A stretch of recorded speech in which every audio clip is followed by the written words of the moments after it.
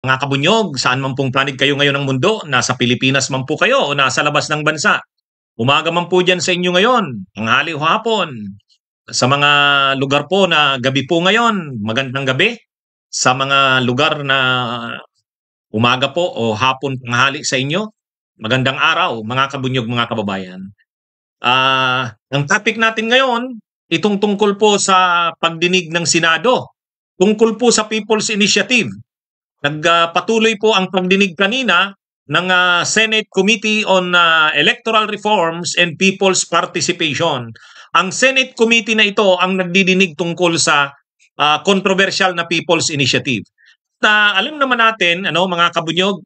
Okay, mga kabunyog. So ano ba tong pinag-uusapan ngayon dito? Nagkaroon po ng pagdinig uli ang Senado ngayong maghapon.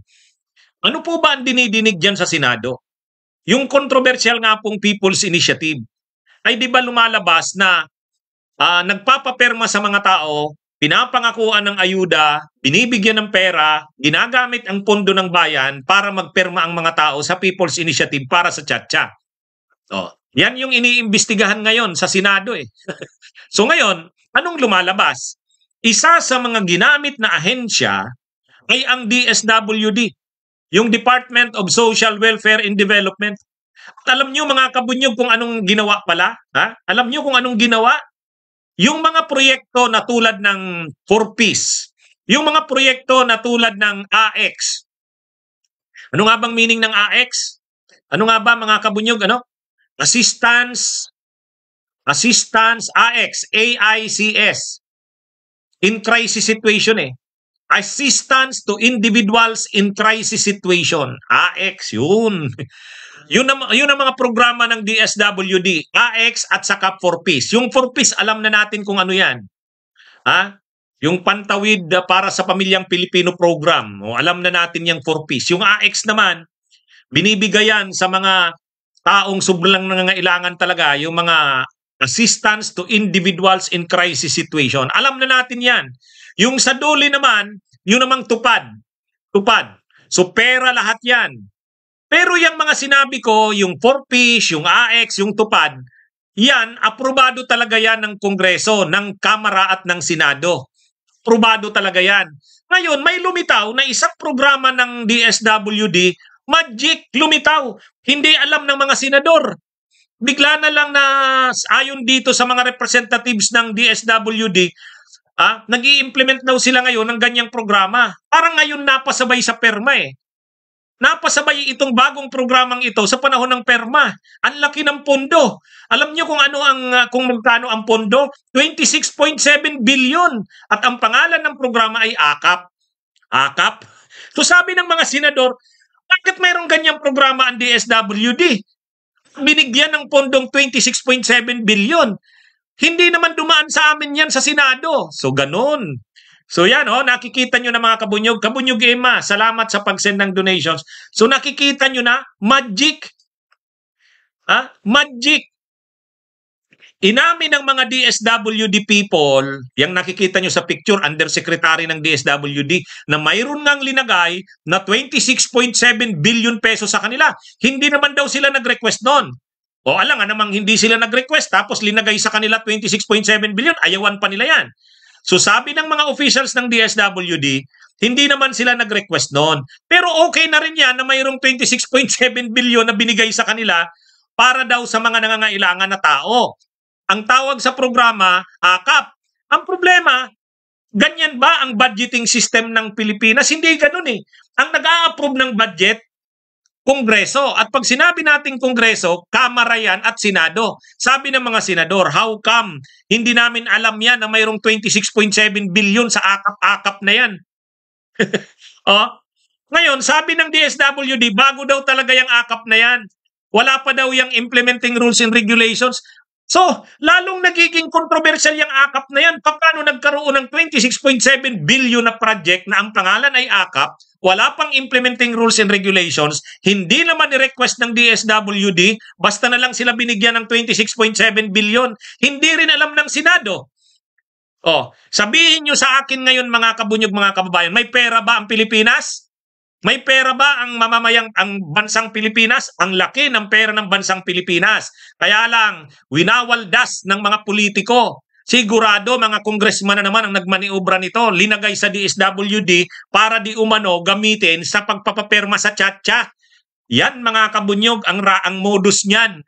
Kumbaga, itong mga kongresista, talagang plano na nilang magsulong ng tiyatya, magpapapirma sa mga tao. Para makuha ang perma ng mga tao, DSWD ang gagamitin. Para yung DSWD may pambigay na pera sa mga taong magpipirma, binigyan ng 26.7 million. Ang DSWD, hindi nila alam kung para saan yon. Wala pa silang implementing rules and regulation, hindi rin nila ni-request yun. Basta na lang sila binigyan ng ganon. Hukus-pukus. Grabe to mga kabunyog. Grabe na ang kasinungalingan ng gobyerno natin. Ha? Papahayag pa ba tayo sa ginagawa ng mga ito? Ha? Grabe na mga kabunyog. O ito, panuorin nyo muna para manunawaan nyo na hindi ako nagsisinungaling. O ito. Parang baliktad naman yata yung buhay natin. Ngayon mag-iimbento ng dahilan, magdi-design ng project, pupunteriya yung mga beneficiary. Pero in the meantime, linagyan muna ng bilyon-bilyon. Yan na ba talaga ang patakaran ng DSWD? Magical Project. Ganito inilarawan ni Senator Amy Marcos ang isang proyekto ng Department of Social Welfare and Development o DSWD sa gitna ng pagdinig kaugnay ng umano'y suhulan sa People's Initiative. Ikinagulat niya at ng ilan pang senador ang 26.7 billion pesos na budget ng Anilay Magical Project na ayuda sa Kapos ang Kita program o AKAP ng DSWD. Kinwestiyon ito ng mga senador lalo pat hindi sila pamilyar sa programang ito. Nagulat din ako sa AKAP at mas lalo akong nagulat sa halaga. 26.7 billion.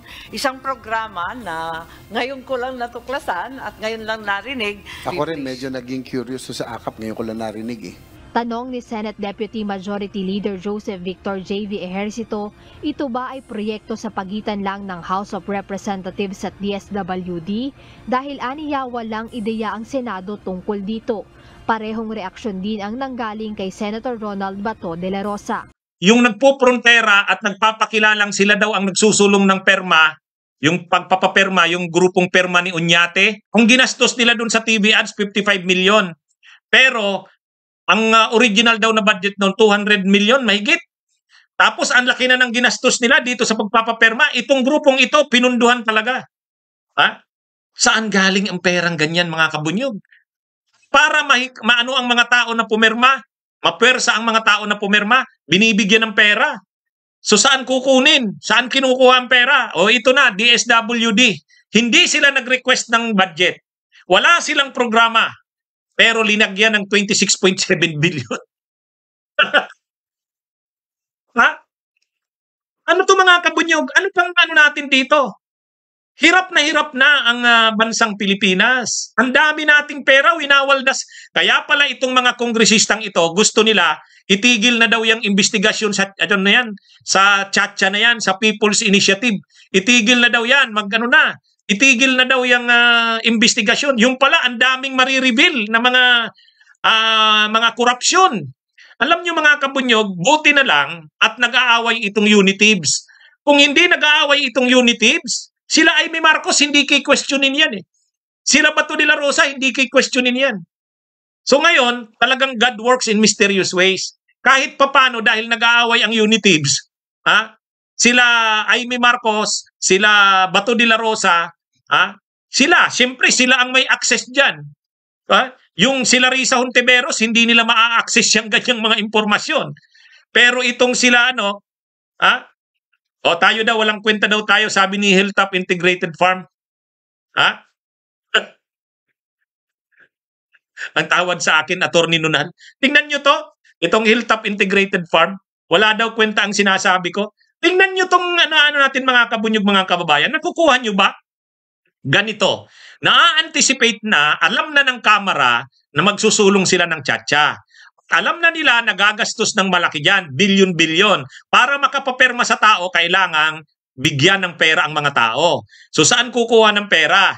So naglagay ng 26.7 billion sa DSWD. Ang problema, Hindi alam ng DSWD kung anong programa yan. So gumawa sila ng pangalan ng programa. AKAP daw ang pangalan. Wala pang implementing rules and regulations. Ang importante, nandun na yung pera.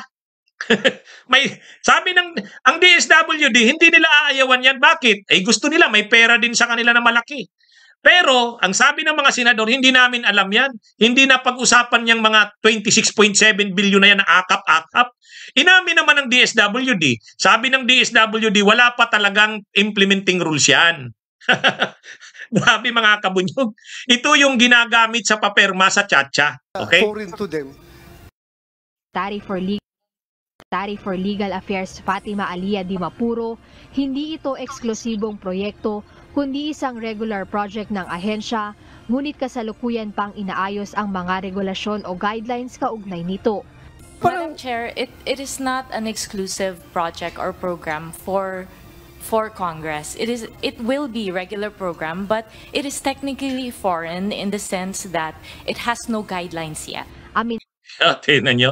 It has no guidelines yet. Sabi nitong official ng DSWD, wow, grabe ano, 26.7 billion.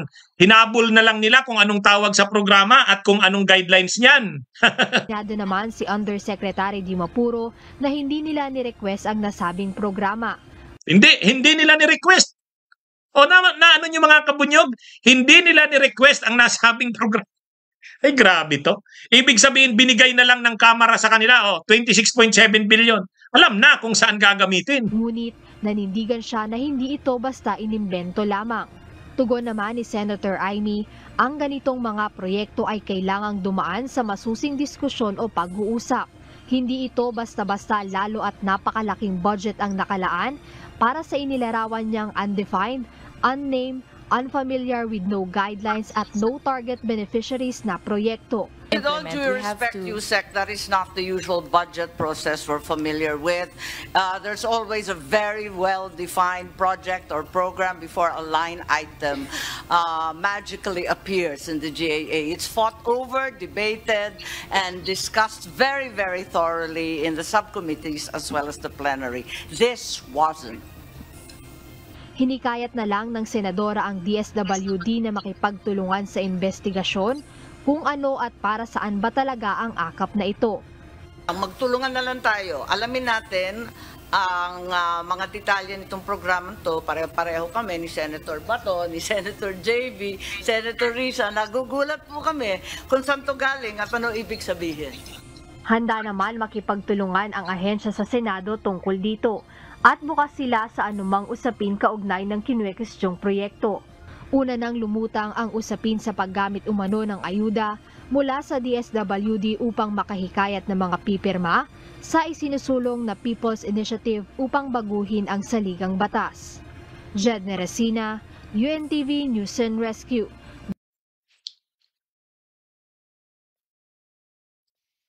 O yan mga kabunyog, nakita nyo ano? Konektado yung ano na yan. Yan yung ano. Ano to mga kabunyog nakikita nyo na ito, konektado yan. Kumbaga, nasa plano na talaga ng Kamara na magsusulong sila ng Chacha. Nasa plano na ng Kamara at alam ng mga kongresista na para makaipon sila ng perma, kinakailangan magbigay ng pera sa mga tao, bayaran ang mga tao. Saan kukunin yung pambayad? Yun, linagyan ng 26.7 billion ang DSWD. Ang DSWD naman, hindi naman sila daw nag-request ng 26.7 billion na yan. So pinangalanan na lang nilang AKAP.